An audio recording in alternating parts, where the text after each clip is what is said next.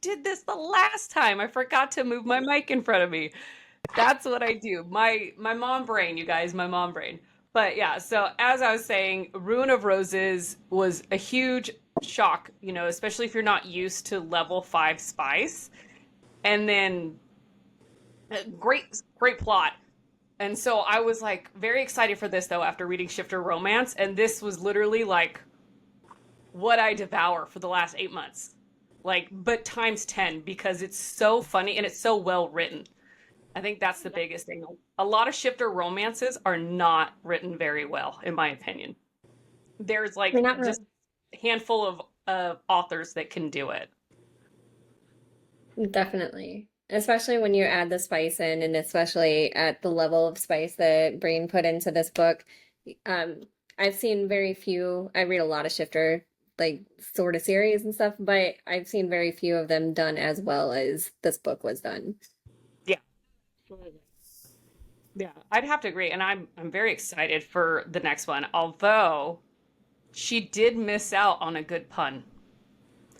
If she would have named the second book A Cage of Crimson Kingdoms, it would have really been a cock. Yeah.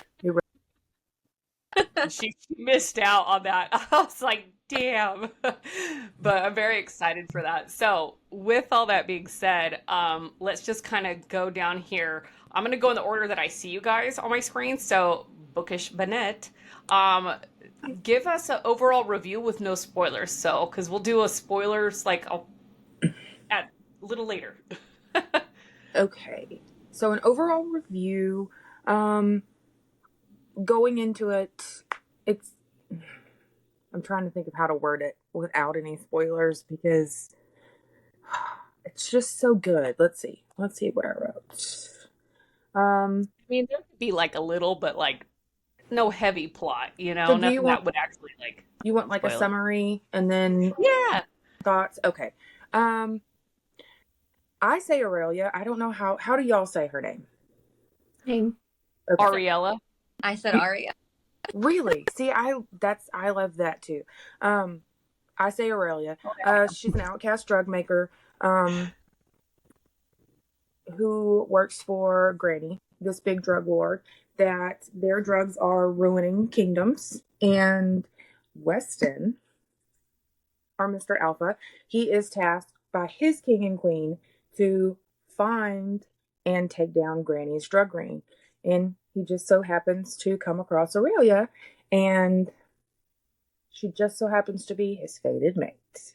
And things get a little wild, a little naughty, if you say so.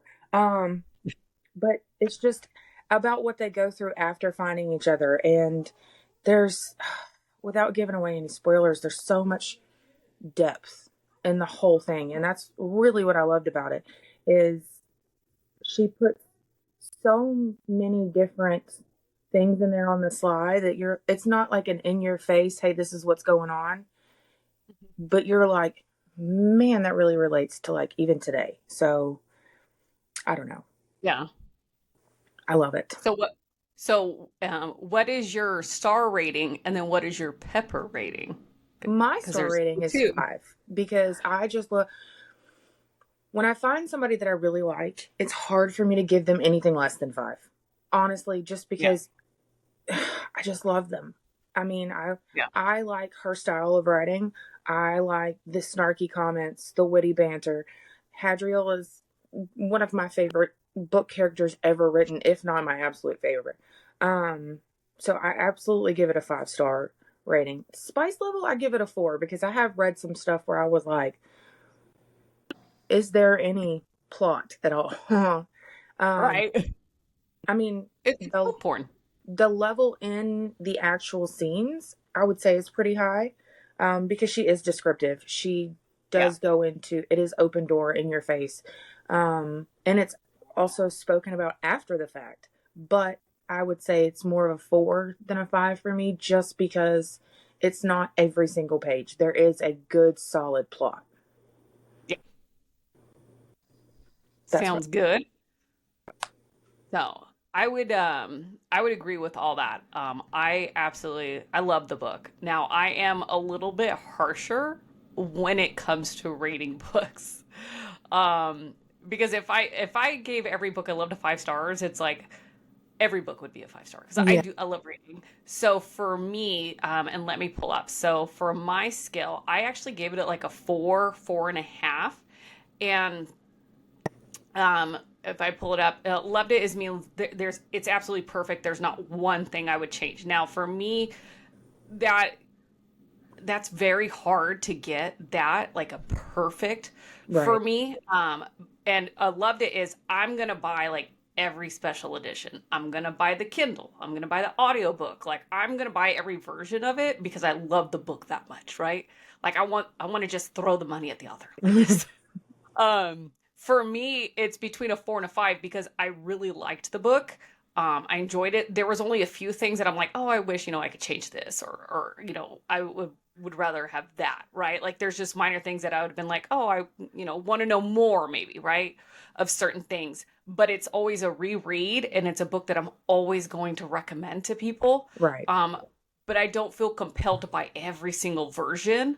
Now, if there's special editions or hardbacks of this book, I will buy it, right? But I don't feel compelled to go buy the audiobook, the graphic audio, all that. Like the Demigod series, I have the graphic audios, I have the regular audios, I have the Kindles, and so for me, I'm like, I gotta try to be fair, I would say it was almost perfect for me. So that's why I'm like a 4.5. But on Goodreads, it's either 4 or 5. I wish they would allow half stars because for me, it's like right in between, Right. right there.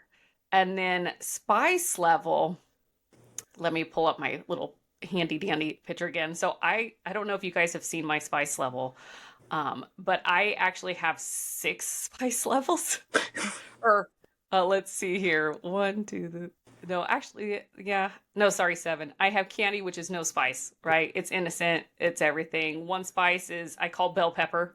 It's innocent. There's glances, maybe a few kisses, no explicit scenes. Jalapeno, that's intimate scenes that are off the page, right? Oh, they went to the room and they made love, right? Okay. We're talking about it now, but we're not really getting anywhere. Habanero is an intimate scene. It's open page, so you do hear about it, but it's maybe not descriptive. Ghost pepper it's explicit, it's open door, a detailed language. I rated hers Carolina Reaper just because there was explicit and plentiful, so many scenes and quite detailed. And then I have off the Scoville scale, so where there's no rating like this thing, and that's probably the books you're saying that like you've read worse. Those are the ones that, in my opinion, are off the Scoville scale. Like they can't even be rated because they're just way out there. So I gave it a 5, Carolina Reaper, because she is quite detailed Right. in her scenes. And I mean, how many were there? At least like 6 to 8, Oh, if not more. I wish I I know one could of you had to remember have counted. exactly. Well, one of you had to have counted. I didn't this time. I'll have to go You back and didn't? fix. Normally I do, but I didn't this time. I'll have to go back and fix that. I know Yeah, I would now. And really then I like to know. also do other like I also highlight a bunch of stuff, but I'm gonna have to do that on a reread because I read it so fast because I was so into all of it and I was so excited to be back in this world that I didn't even like I think I highlighted 2 things and I was like, come on now. You know better than that. So, do you actually like highlight in the book? No, no, Oh, okay. Because I'm like my no. heart it broke right there. It's signed. Oh, the Kindle. Yes. Okay, I do that. I do it in the Kindle. I highlighted the Kindle and I put a note. Like I was highlighting some Hadriel quotes. Let me tell you, because I Oh yeah. got some witty comeback from him. Awesome. So oh yeah, he's my favorite. He actually reminds me of one of my old friends from my early 20s. Oh yeah. Very sassy gay man. He's always like just hey, and the way he talked. So, all right. Huh? I said Oh, right. oh Yeah. yeah. This one friend, he was very funny. A lot of people would always ask, well, "Hi, you sure you're gay?" Because he was a virgin, and he said, "Well, I work for a gynecologist. I've seen enough vagina in my life to know that I don't want it." you know. And so it was always like just that wittiness about him. And so it really had real reminds me of this old friend that I had. It was just, it's too funny. So it was like reading that, I was picturing my old friend. So, but all right. So moving on, Renee, let's hear your thoughts of the Yeah, book.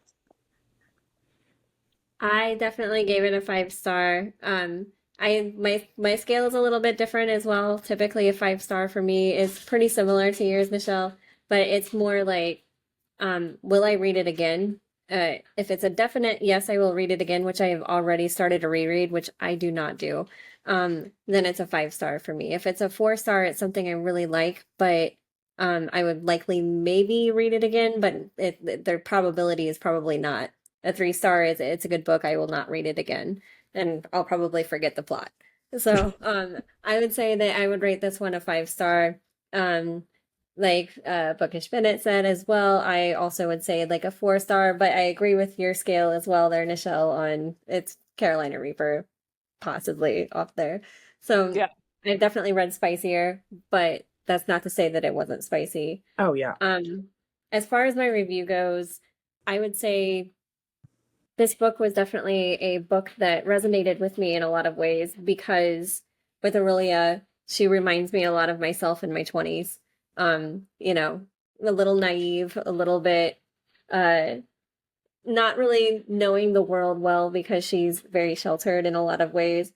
Yeah. But you know, you end up getting into drugs. You get into doing these things and you think that it's a way to reconnect with yourself and the way that you view the world and things like that. So I thought that that was a really great way to like really discuss drug use, and that's not a super popular topic, right? So I really connected with her, and Weston, he has my heart. He's probably now my favorite male main character that Breene has ever written. Um and I think that he was really well written in a lot of ways. He's very open emotionally, which you don't see in very many male main characters written anymore, especially in shifter series. You get that like super alpha, uber alphas in Arrogant. these books. And like miscommunication tropes, which yes, there are miscommunication tropes in this, but it's more uh deliberate, I guess, in this book than it is in Mhm. most other books. So I really enjoyed this book because one, it still had a storyline in a way that a lot of books that are as spicy as this do not have it. And two, the spice scenes were they were great. Yeah. So definitely love this book. I feel like they were executed well. They weren't trashy, if that makes sense. Because I feel Correct. like a lot of authors that do write more spicy level books,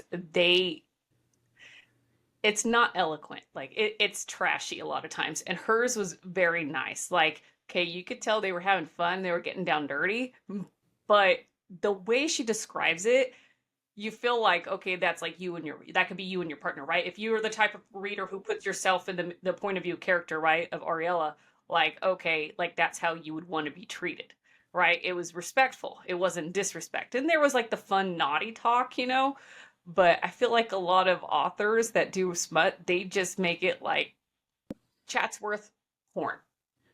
It's really in this book, I think what she did well in those sex scenes is that she pulled your emotions in, which Breene is Yeah. incredible at doing anyway. I've never read an author who can make you laugh in one scene and the next page you're bawling your eyes out.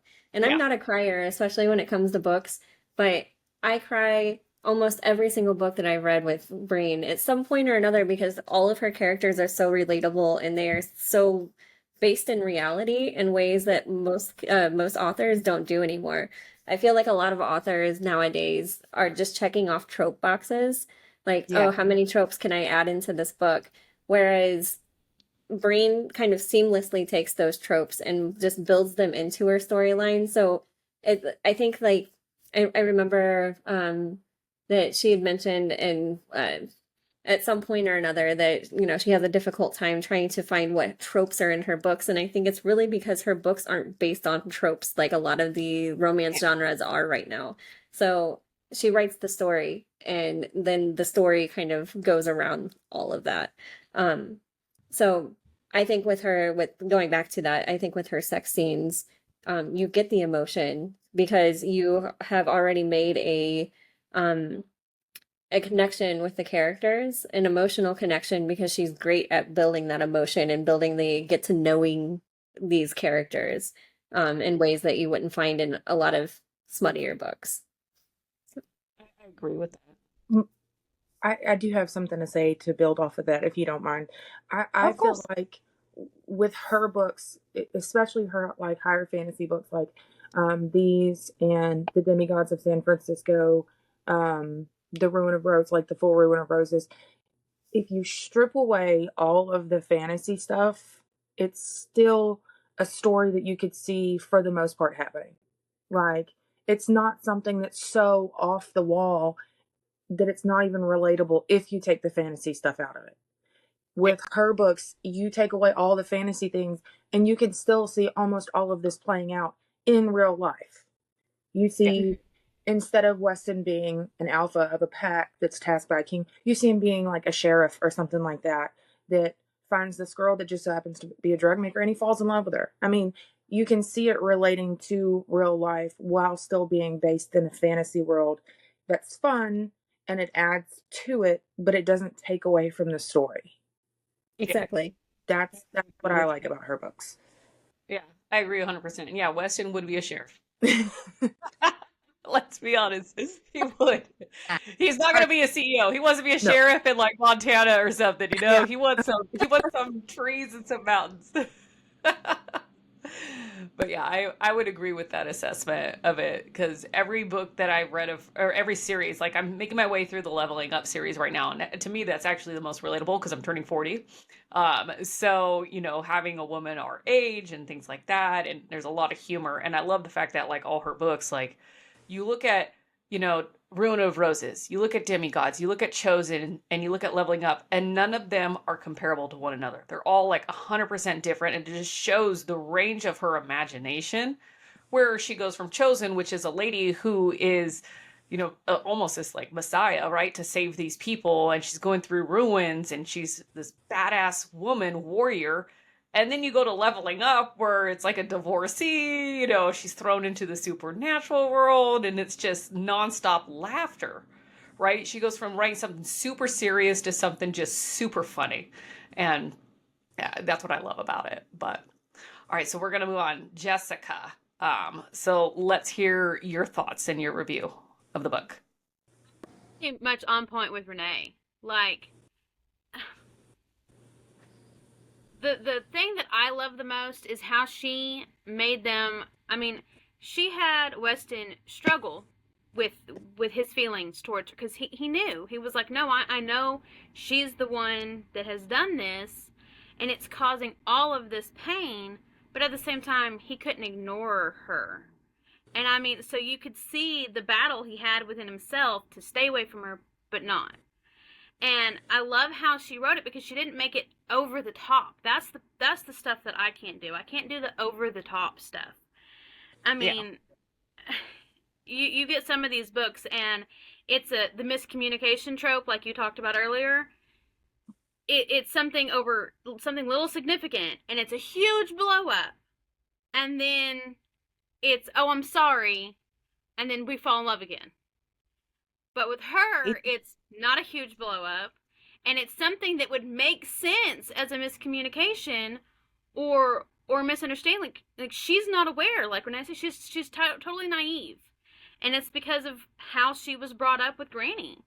And so when she's like fully set that this is what's going on, and he knows it's not, but anyways, I love that. Like she wrote it so perfectly and she caught the mental issues that Ariel has with being raised by Granny.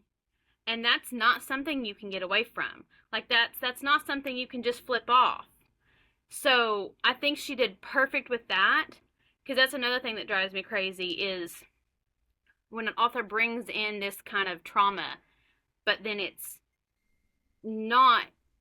I mean, and I know not all trauma is the same, but it's so over the top or ridiculous that you're just like, okay, but that doesn't mesh with how that trauma actually works.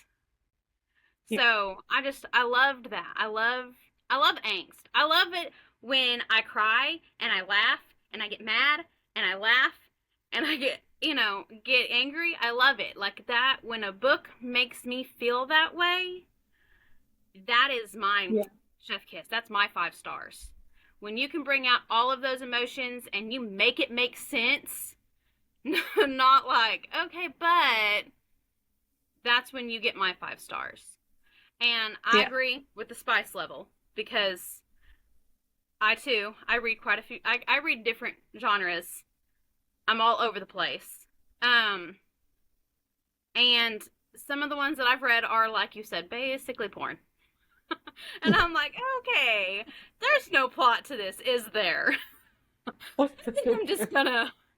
I mean, there's a plot. These Something's going in a 5, hole. right?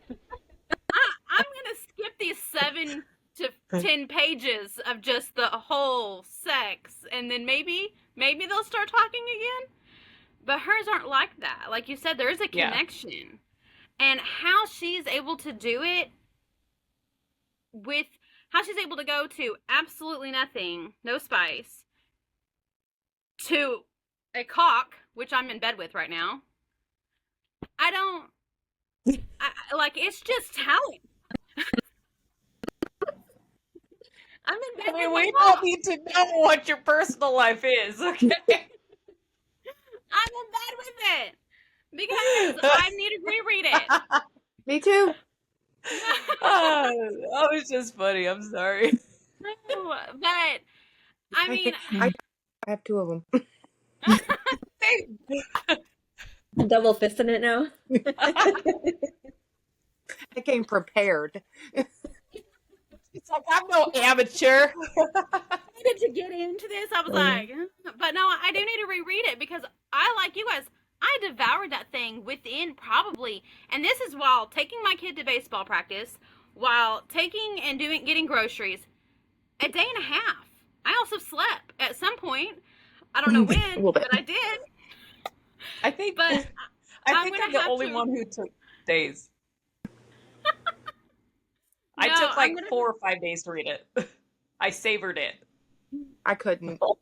Instant gratification. Give it all to me now. I'm such a fast reader that even if I wanted to slow down, like slowing down for me, I did slow down for this book. It took me 2 days to read it, and typically a book of this size would take me 8 to 10 hours to read, which I do nonstop. I'm a nonstop reader. It's a problem. I used to be like that. But I get up at 5 a.m. so I can work at 6 a.m. I get off work at 2:30, go pick up my daughter, and then I'm with her until my husband gets home. So it's like I really only get an hour before my bedtime. So sometimes 2. But I would say once I was about 30% of the way through, that's when I was like, I was reading at a quicker pace. Because, let's be honest, all books, the very beginning is a slower pace. And it takes a while to really get in the grind, right? Once that grind was ground, I was like, yes. And I could not stop. I was just like nonstop. Like, So pretty much as soon as you hit chapter 2.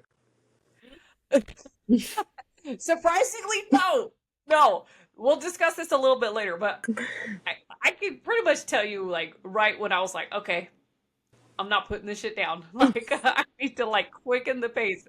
And plus I'm seeing everyone's like talking about it in the group and in the chats, and I'm like, what? No, don't don't spoil it. So I had to like really pick up the pace, but I would agree with everything you're saying, Jessica. Yeah, I went way too fast, and I would make myself, if I caught myself trying to skip ahead. You ever read a book that you go so fast that you catch yourself skipping and you're like, whoa, no, I don't want to do that, Breene, go back. That I caught myself doing that a couple times, and it is just because she just does it for me. She just does. I'll be honest. I don't do that with her books because she doesn't waste time filling it in, like with fluff. Like every word that she puts is intentional. And there are a lot of authors that put a lot of bullshit fluff just to make it a longer book.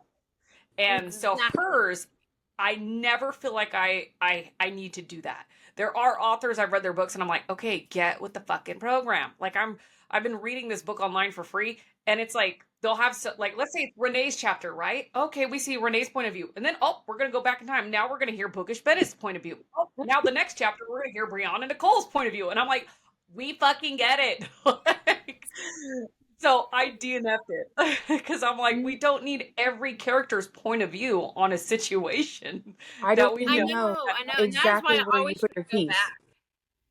Yeah. Yeah. But that's why I was like, So- no, Jessica, you have to go back. You have to read that. There is a reason she wrote it. Get back there, because I'm so used to reading some of those books like that I Yeah. just will. And I'm like, nope. You're going to miss something and you're going to be mad at yourself. That's Every like, word is that's like intentional. skipping ahead in a SJM book. You can't. Like, no, because you're gonna miss something and you're gonna be pissed when it comes up and you have no idea what's going on. Yeah. So the one There's thing I very don't. few authors who do it well. Yes. Like it. Yeah. It's a gift. It's a gift. I would Mhm. say that. There's few authors that can actually pull off where every word is not boring. You know? Exactly. Because there are authors that I'm like, okay, like I like the books. I did like them. But I'm like, was this really necessary? Is this crucial to the plot? And then you finish a series and you're like, no, it wasn't. So No, you're like, I just wasted a whole page. I have found there are a few authors who can do like very intense like world building or character development that it works, and like it's not fluff, even though it's just basic conversation, like a day-to-day conversation between two people. Yeah. I have found very few authors who can do it well. Breene is one of them. But yeah, I don't know very many authors who can just make like a day-to-day conversation seem I don't know, Important. interesting enough to like want to read more of it. Yeah. Agreed. All right. So, Brianna Nicole, you're last. All right. All right. Best for last, right? Let's hear it. Let's hear No pressure. it. No pressure.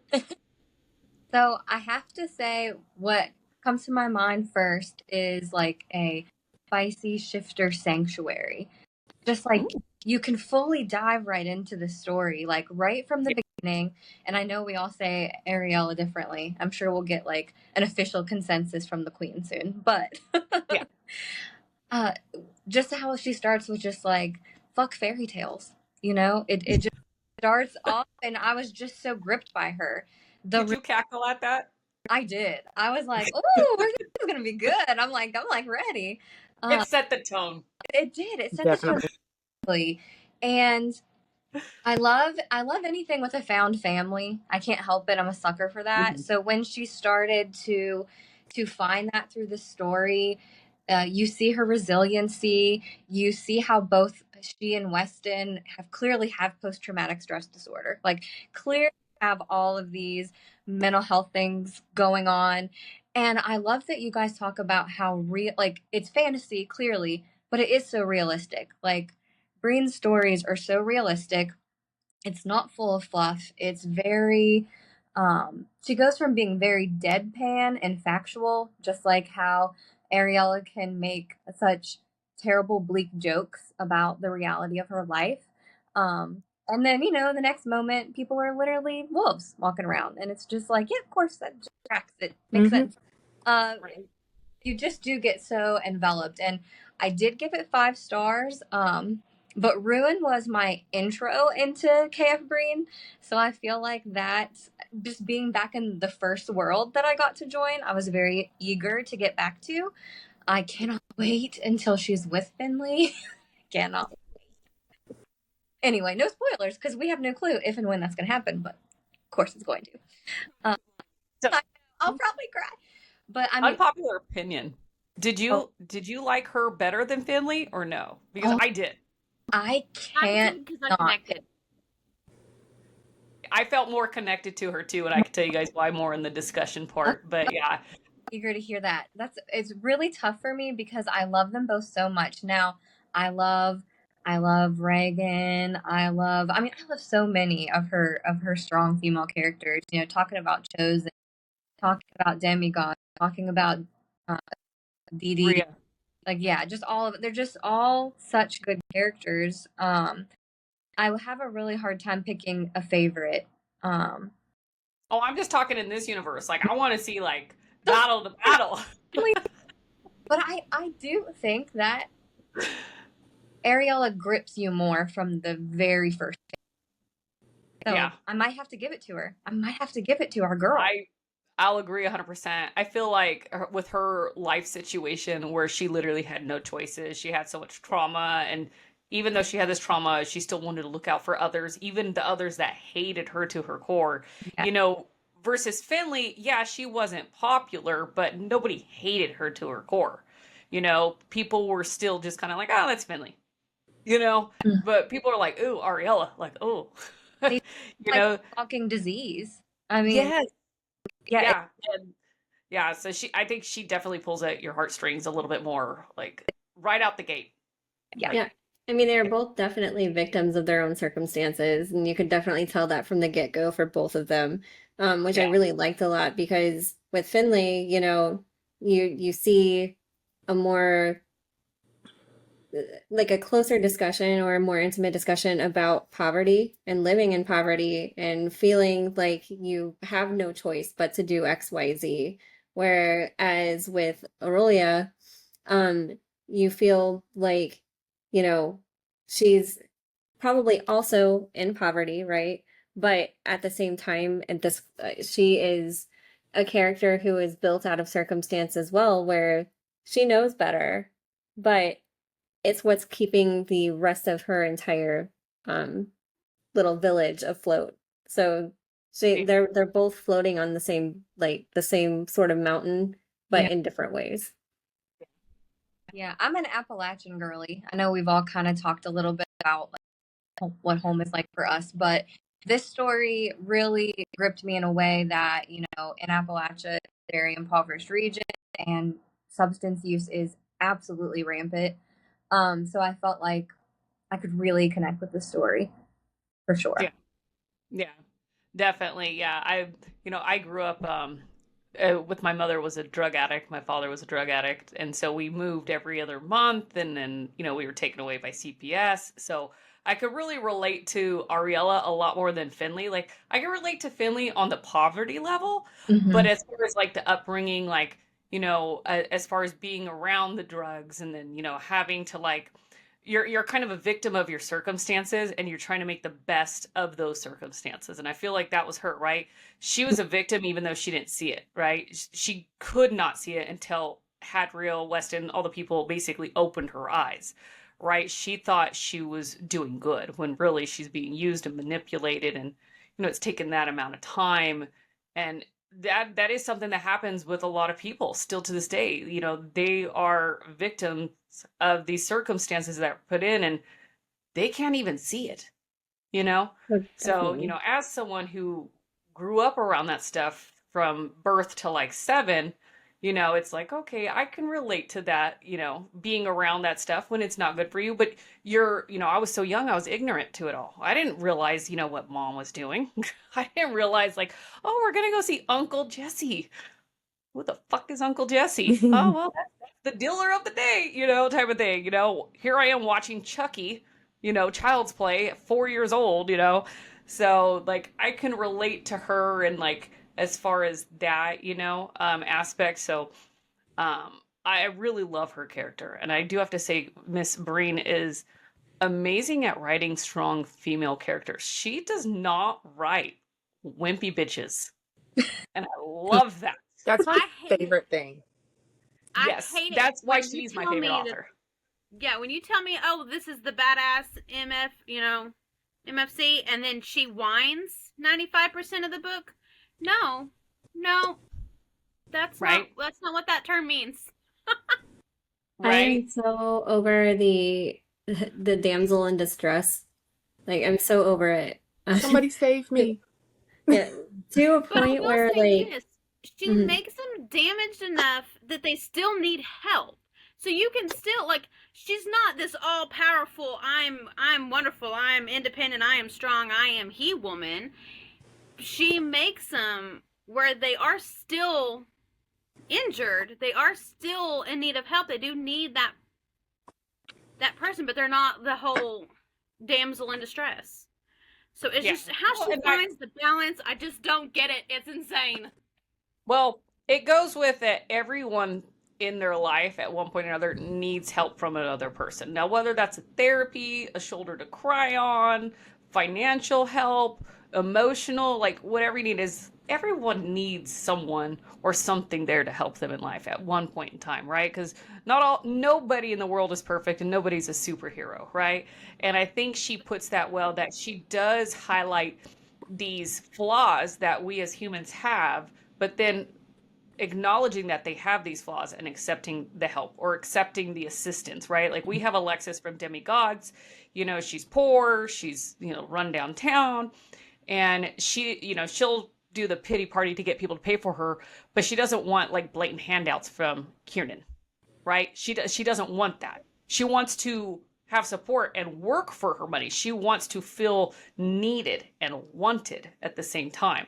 And so when he offers her the job and says, "Hey, come work for me, I will pay you," versus giving her a handout, then she's like, "Okay, you're respecting me as a person and you're giving me this choice to lift myself up out of poverty." And that's what I like, is that she gives these more realistic steps, right? Of help, no matter what it is. So that's what I do love. I have I have a little saying for that. She offers support, not a savior. Yes, exactly. Exactly. So I love it. I think that's why she is my favorite author. Is I love the way that she writes the female characters, because I'm so over the help me, Well, and that's just type like of Alana plots. Andrews. She's Yeah. similar, and that's why I love her female main characters. And that's where I was reading her books, and then they're like, "Hey, check out this one," and then I come across Breene, and I'm like, "Yes!" So it was just great. Oh man. All right. So Brianna, spice level. What is it for you on Oh, your scale? it's definitely a 5. And so I know you guys were talking about reading a lot of shifter romance. So I read a lot of romantasy, and Okay. definitely You too. of shifters, but this was my first nodding experience, guys. So it was a Oh, funny. okay. Okay. It was a 5 for me only because of the amount of scenes, and she's detailed, and it wasn't the kinkiest stuff, right? Because that would be off the Scoville scale. But it was definitely 5 for the amount, and the details of them. But they're so well written. So, all right. So what we're gonna do is we're just gonna take a little break, and then we're gonna come back. So if you guys want to go grab a drink, go to the bathroom, we're going to come back, and then we're going to go into details.